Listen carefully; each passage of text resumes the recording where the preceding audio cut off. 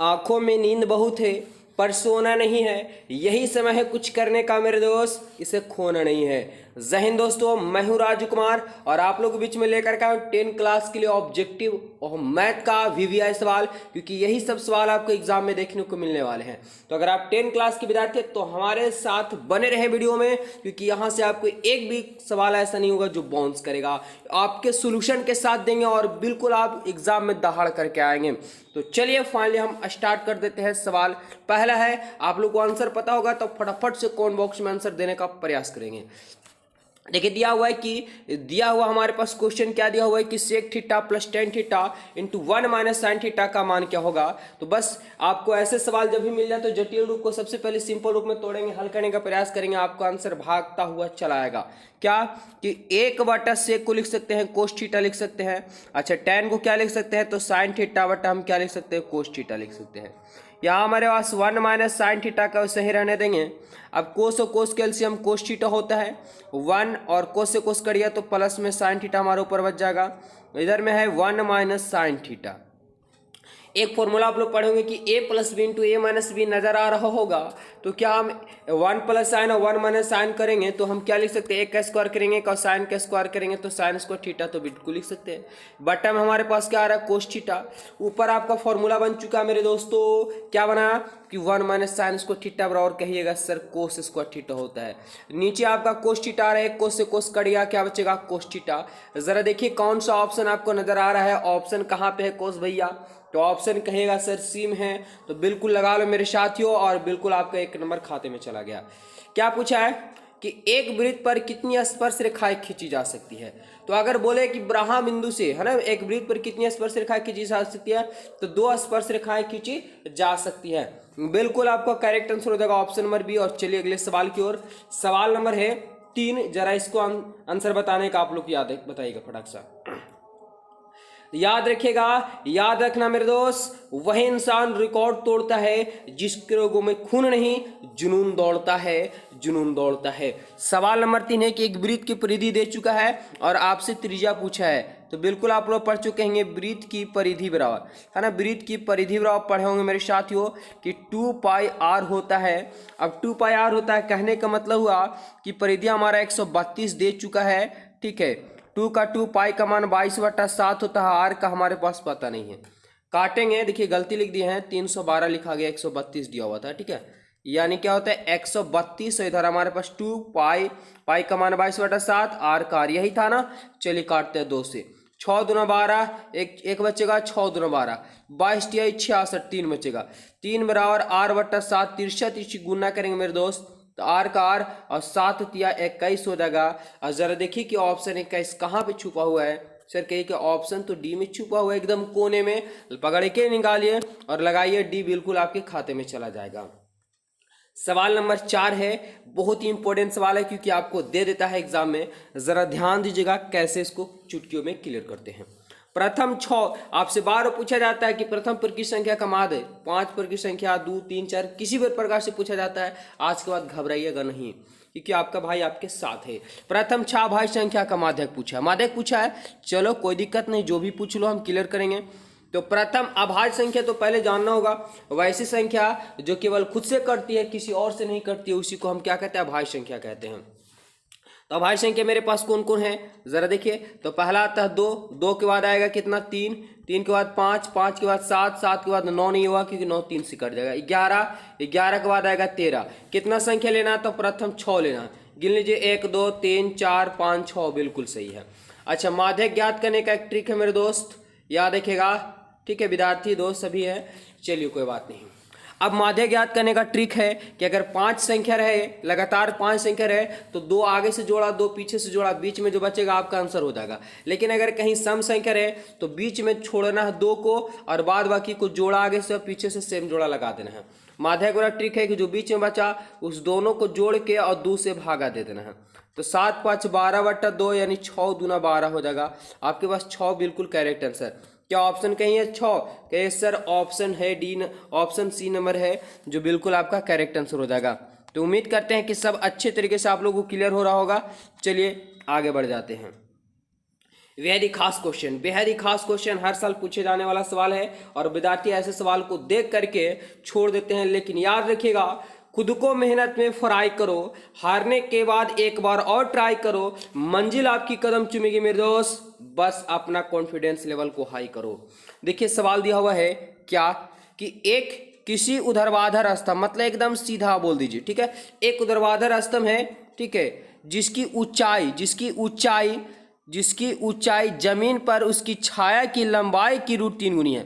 देखिए ऊंचाई जो है उसकी छाया की लंबाई की √3 गुनी है। अरे कहने का मतलब है कि इसकी इस एक का √3 गुना करेंगे तो √3 ही रहेगा, तो उसकी जो ऊंचाई है उसकी छाया की 1/√3 मतलब √3 गुनी है। तो अगर छाया 1 होगा तो ऊंचाई कितना हो जाएगा, √3 हो जाएगा, क्योंकि छाया की लंबाई की 3 गुनी है ना ऊंचाई उसका। चलिए आप पूछा हमसे कि उसका उन्नयन कोण, अरे वाह, उन्नयन कोण पूछ दिया थीटा। ABC, आप लोगों को पता होगा कि थीटा के सामने भुजा लंब कहते हैं, तो लंब आधार दिया हुआ है क्योंकि 90 डिग्री सामने भुजा कारण करना हमसे पूछा नहीं है, तो डायरेक्ट tan से चलेंगे, tan थीटा होता है P/B होता है। P के स्थान पर √3 दिया हुआ, B के स्थान पर आधार हमारे पास 1 है। अब जरा tan थीटा का tan थीटा और √3 कितना में होता है, तो कहेगा सर tan 60 में होता है। tan से tan काट दिए, थीटा बराबर 60। और जरा कौन सा ऑप्शन है, तो कहेगा सर ऑप्शन तो हमारे पास सी नजर आ गया, तो फिर लेट किस बात की है विद्यार्थी, लगाइए आंसर धड़ाक सा सी। अब अगला सवाल है, सवाल नंबर 6।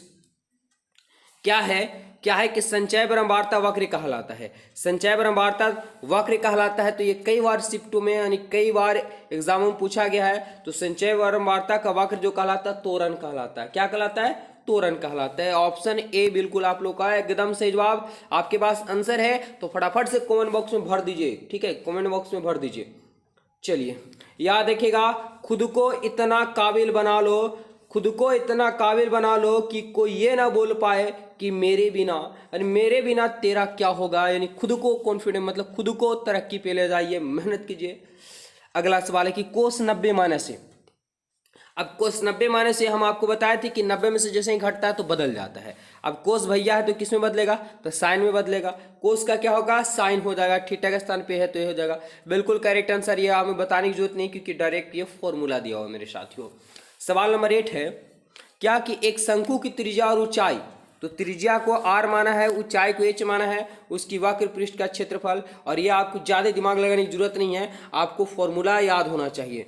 तो देखिए शंकु जो होता है ना, शंकु की त्रिज्या भी दे चुका है और ऊंचाई भी दे चुका है, लेकिन मान नहीं दिया हुआ वही है, तो आपके पास डायरेक्ट, तो शंकु के वक्र पृष्ठ का क्षेत्रफल, वक्र पृष्ठ का क्षेत्रफल होता है πr/l होता है, जो आपको करेक्ट आंसर हो जाएगा ऑप्शन नंबर सी। चलिए अगले सवाल की ओर चलते हैं, वीडियो में बने रहेंगे आप लोग क्योंकि यही सब सवाल आपसे एग्जाम में पूछे जाएंगे, 100% है। सेक 90 माइनस, अभी क्या बताया कि जैसे ही घटता है वैसे ही बदल जाता है, ठीक है, 3 याद रखेंगे, 3 ऑटोमेटिक आपको पता चल जाएगा। तो सेक है तो सेक किस में बदलेगा, जरा फटाक से कमेंट बॉक्स में आंसर दीजिए। बिल्कुल कहेगा सर कोस, सेक जो है से कोसेक में बदलता है, सेक जो है से कोसेक में बदलता है, साइन है से कोस में बदलता है, और टेन भैया से कोट में बदलते हैं, ठीक है, ऑप्शन यहाँ पे डी हो जाएगा। अब अगला सवाल है, बिल्कुल हम आप लोग के बीच में एवरीडे क्लास लेकर के आ रहे हैं, तो आप लोग जुड़ना ना भूलें, ठीक है। आप एवरीडे 8 बजे आप लोग के बीच में हम लाइव लेकर के आते हैं, तो आप लोग जुड़ जाया कीजिए और देखें, मज़ा आने वाला है टोटल, क्योंकि यहाँ पे अगर आप लोग वीडियो मेरे देख लेते हैं ऑब्जेक्टिव क्या, तो 1 नंबर भी एग्जाम में नहीं छूटेगा मेरे साथियों।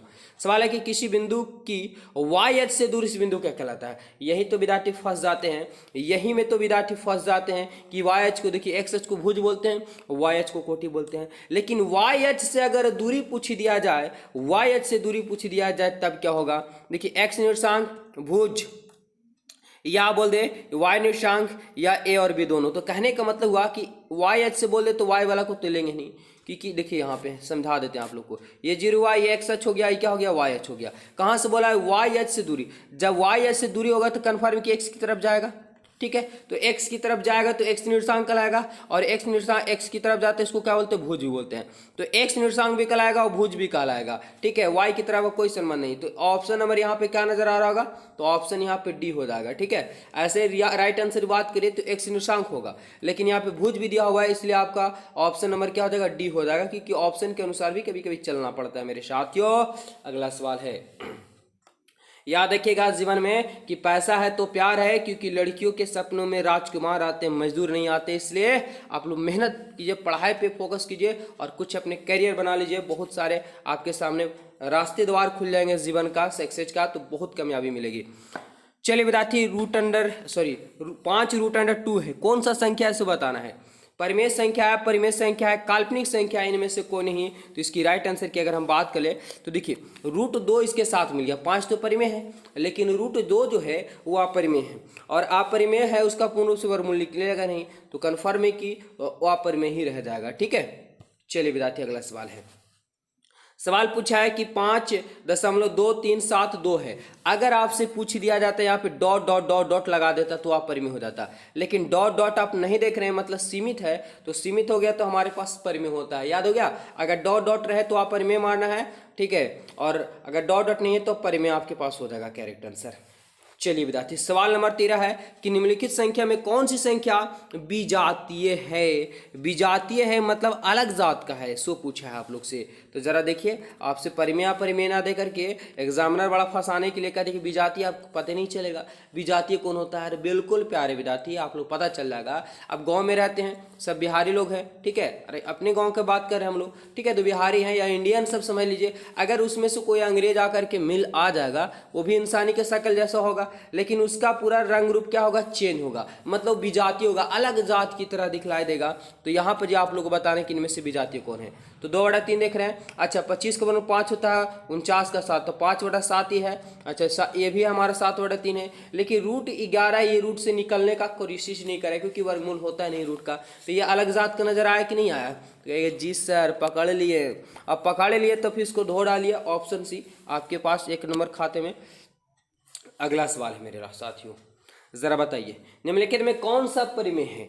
पाई है, √7 है, या 16/25 है, या √3/√2 है। आपसे क्या पूछा है? तो परिमेय पूछा है। सवाल घुमाता है कभी कभी, तो पाई अपरिमेय संख्या होगा नहीं, √7 अपरिमेय संख्या होगा नहीं। अच्छा, यहाँ पे आप लोग देख रहे हैं कि √3 और √2 है, ये भी होगा नहीं, क्योंकि √3 से √2 कटेगा नहीं। लेकिन आपको ऑप्शन नंबर 3 जो नजर आ कि रूट वाला सर बताए हैं कि अपरिमेय होता है। अरे नहीं विद्यार्थी, जरा समझो कि रूट के है, लेकिन उसका वर्गमूल होता है तो 16 का 4 होता है, 25 का 5 होता है, और 4/5 जो P/Q के रूप में रहता है वो हमारा परिमेय होता है। तो ढो डालिए इसको, आंसर सी बिल्कुल आपका सही हो जाएगा।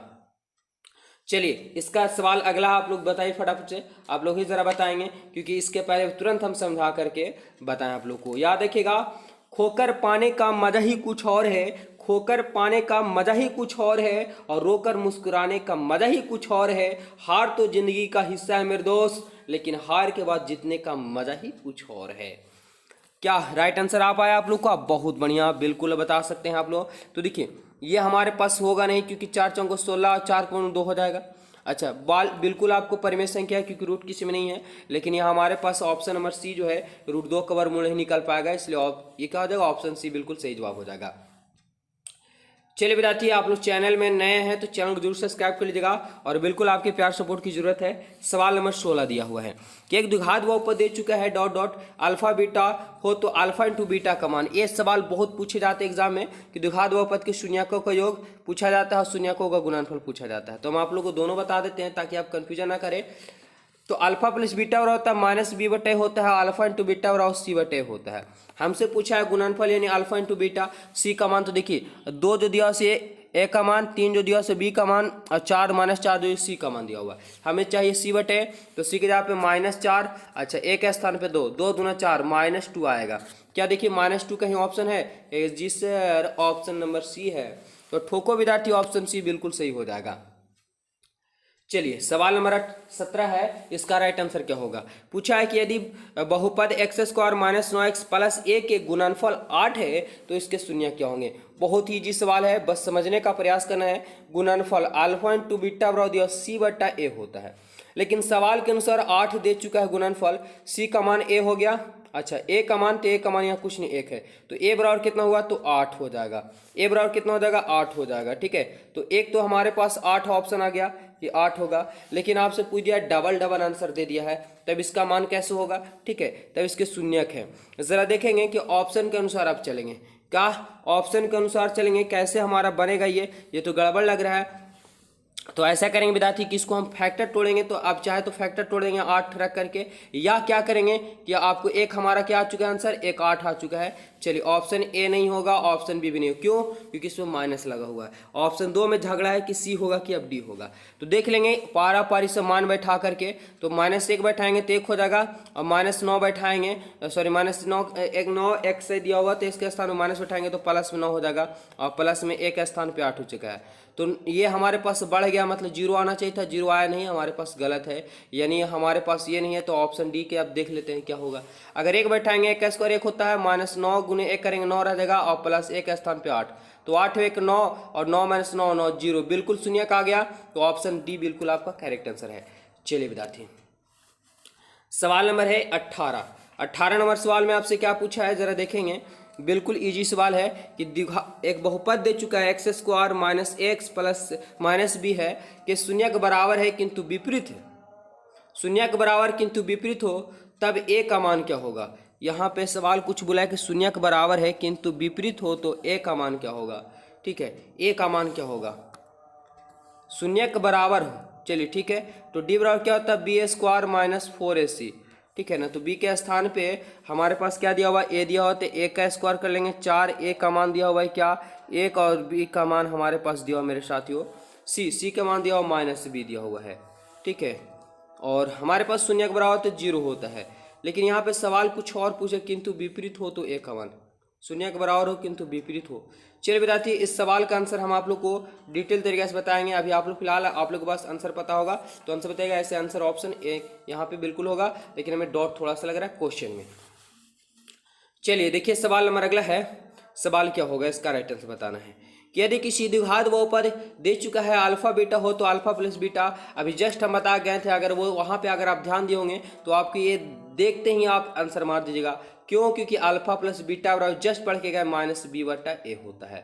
-b के स्थान पे -2 दिया हो तो माइनस +2 हो जाएगा, बटा a के स्थान पे यानी +2 आंसर होगा। ठीक है, जरा 2 ऑप्शन कहाँ पे है, तो ये सर ऑप्शन नंबर तो हमारे पास बी है। बहुत से विद्यार्थी कंफ्यूजन होकर के मार देते हैं कि सवाल में देखिए कि अच्छा -2 है तो -2 मार दिए, लेकिन नहीं, क्योंकि हमारा -b होता मतलब माइनस मेरा पहले से होता है, और माइनस यहाँ से भी मिल गया तो प्लस हो गया। बस थोड़ा सा दिमाग लगाने की जरूरत है, उसके बाद बिल्कुल आप लोग करेक्ट आंसर दीजिएगा। ठीक है ना, चलिए अगले सवाल की ओर चलते हैं। अगला सवाल आप लोग फटाफट से कोशिश करें बतलाने का।